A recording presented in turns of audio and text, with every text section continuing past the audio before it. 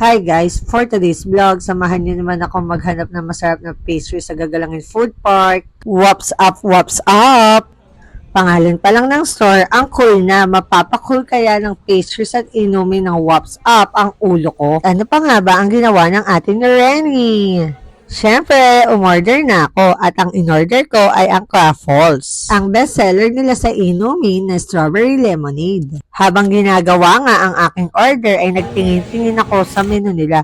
Huy ha, ang dami nilang ino-offer na pastries at eto pa, halos lahat ay nasa murang halaga. At eto pa, talaga namang quality ang croissants nila dahil yung mismong owner ang gumagawa ng mga ito.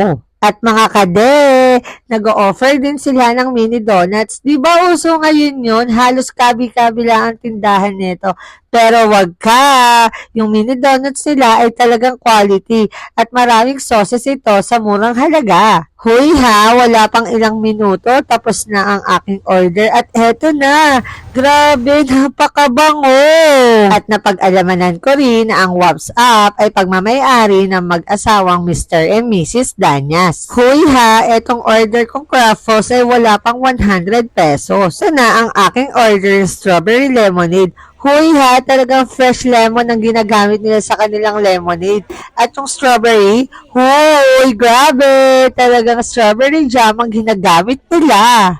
Huy ha, wala pang 100 pesos yung strawberry lemonade nila. Kaya kung gusto mo rin matikman ng kanilang masarap, malinis at quality sa murang halagang mga pastries at lemonade, ano pang ginagawa mo? Matatagpuan ang kanilang store sa ground floor ng Gagalangin Food Park. Kaya tara na! At eto na, nandito na tayo sa pinakapaborito kong part ng vlog na ito. Walang iba kundi ang taste test!